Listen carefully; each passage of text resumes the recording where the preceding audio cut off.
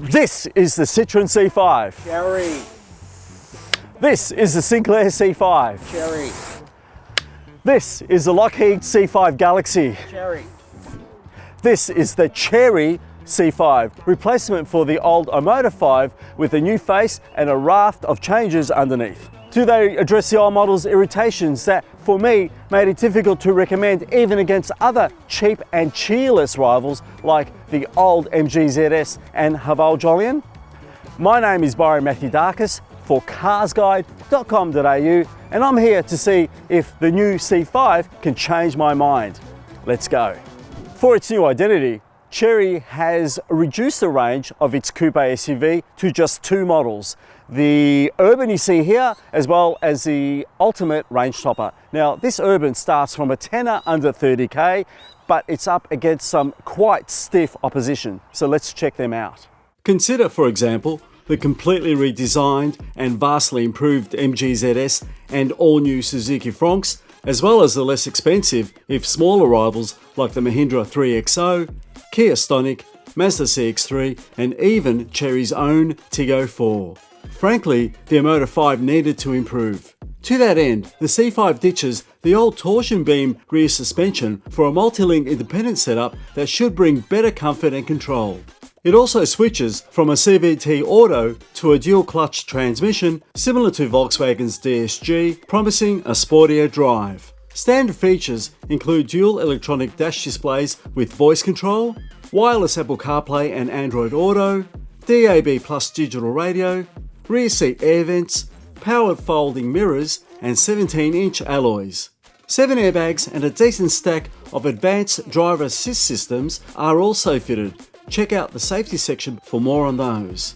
These are about on a par for a 30k small SUV nowadays, but keep in mind that the near identically sized Tiggo 4 cost several $1,000s less, which undermines the newcomer's value, and that's a strange own goal for Chery. For some buyers, this swoopy crossover is all about style and image, and the facelift does address the old Omoda 5's odd appearance from some angles at least. Don't bother looking for changes around the back or around the side compared to the old Omoda 5 because there aren't any, not that I can see anyway. All the visual modifications have happened up front, and I think it looks much better. Less mosquito-y than before, with a bolder grille and redesigned headlights, as well as this bold share badging, which I think it's a step forward in the right direction. However, the platform continues to be based on the Chery Tiggo 4's architecture, which means that this has a little bit of a muffin top look, like a narrow chassis and a slightly oversized body, as my friend Nathan likes to refer to it as, which actually does pay dividends in terms of interior space inside, so we'll check that out. The C5's sleek and aero design does make this car quite a sporty, low-slung SUV, but it's still an SUV, so easy to get into. Quite a lot of space inside.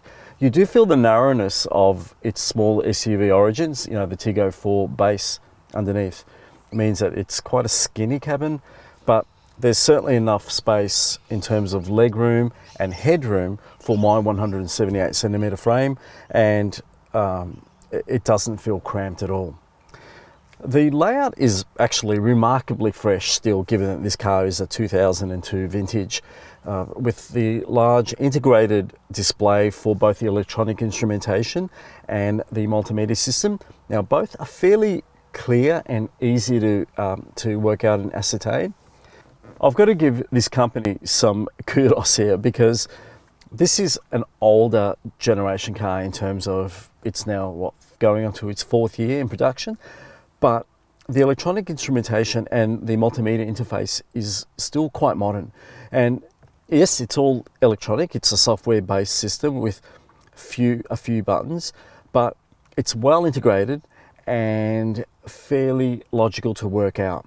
Really good ventilation, excellent storage. There's a large glove box and there's this deep center console bit here, 2 large cup holders, and a place to rest your phones. And in other models, you do get a wireless charger, but in this base urban, you do not.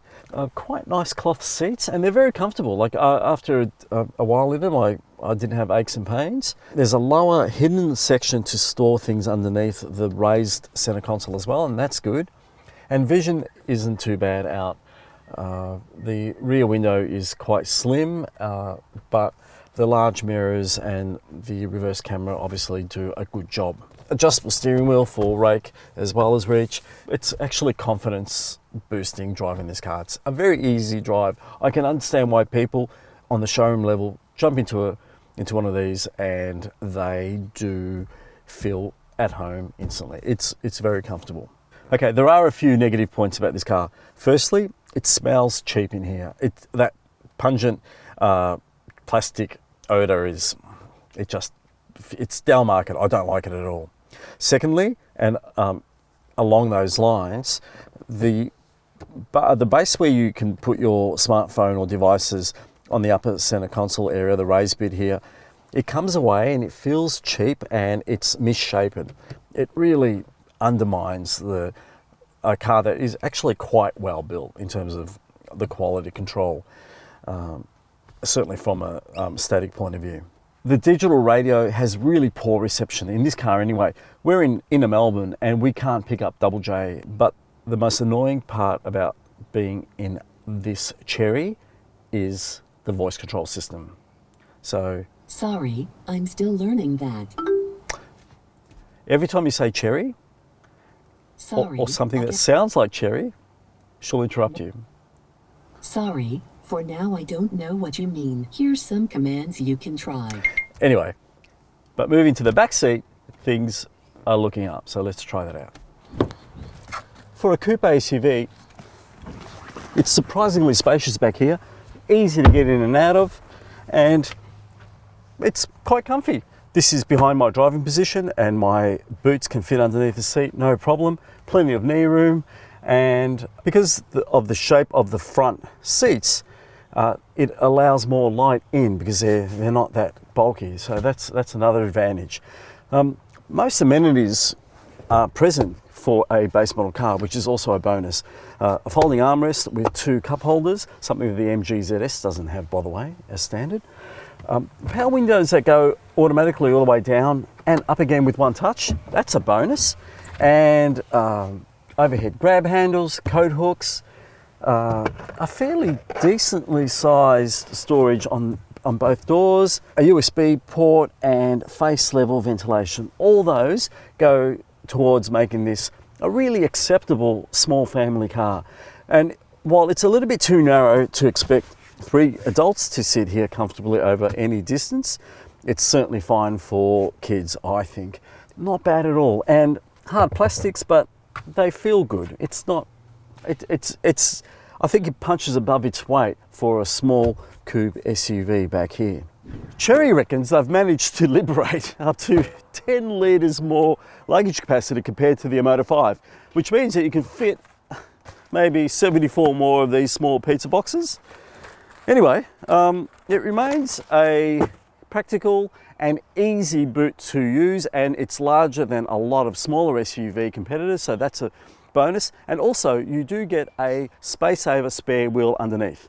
There's a 12-volt outlet and a bit of lighting, and yeah, it's a practical boot that will fit most smaller family needs. Underneath the C5 is a carryover 1.5 litre 4-cylinder turbo petrol engine.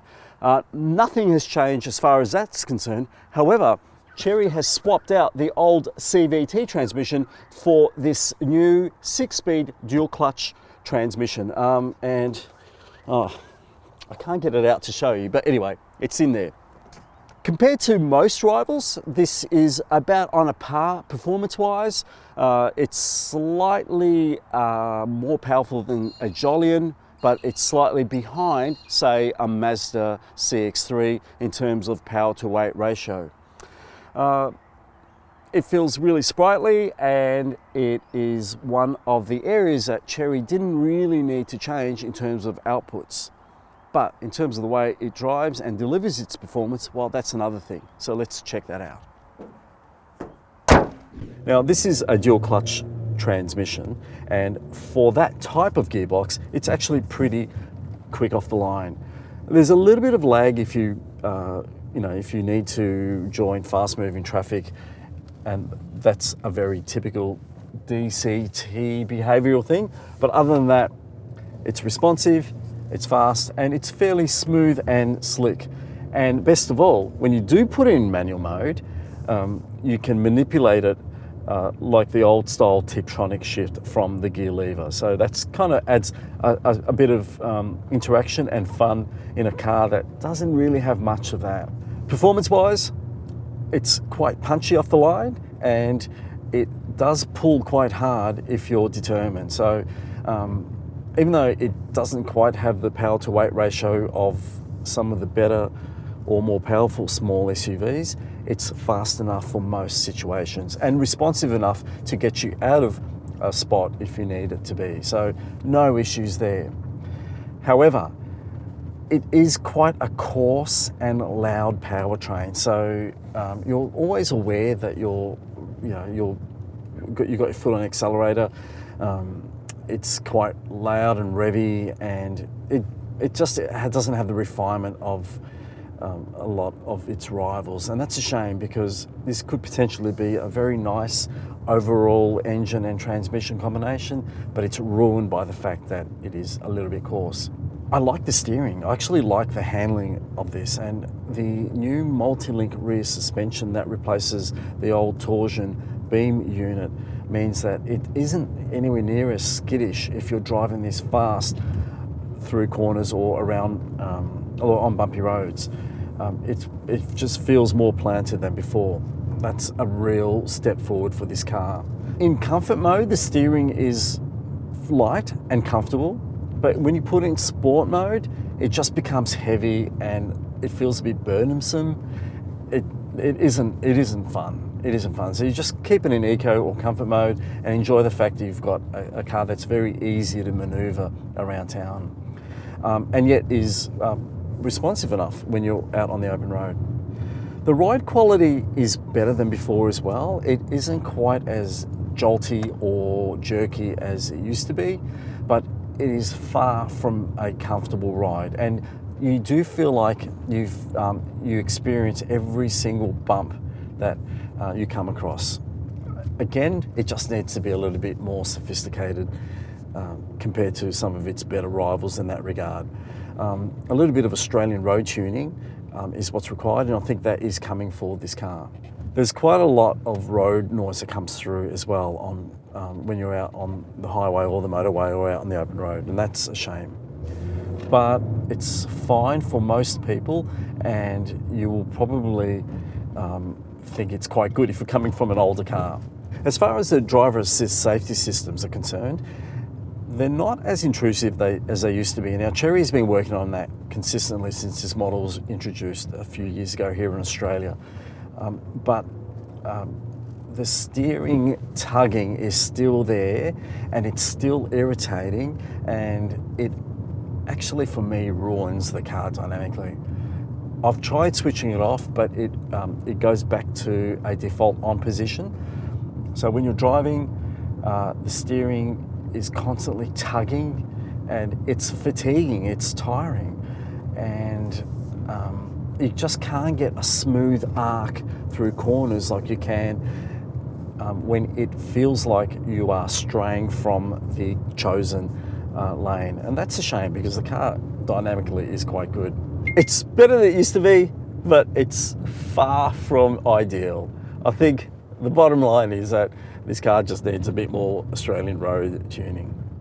At least the C5 can drink from the cheap Bowser in Australia. On paper, it averages just under 7 litres per 100 kilometres. But out here in the real world, we managed to get 9 litres per 100 kilometres during our week with the Chery, which is okay, not great, but it'll do, I guess, for most people.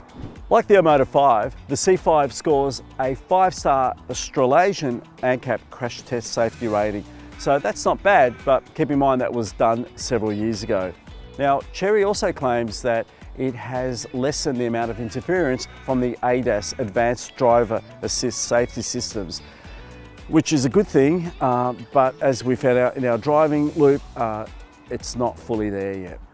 That said, most of the expected safety gear is present, including AEB, lane support systems, and adaptive cruise control.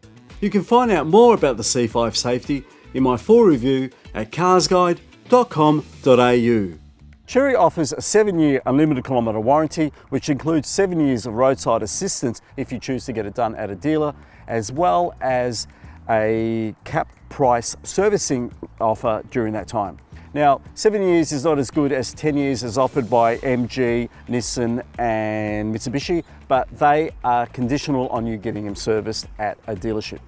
Service intervals are every 12 months or 10,000 kilometres, whichever come first, which is nothing special nowadays, but adequate for most buyers. With this new name, refreshed styling and upgraded mechanicals, the C5 is a better car than the Omoda 5.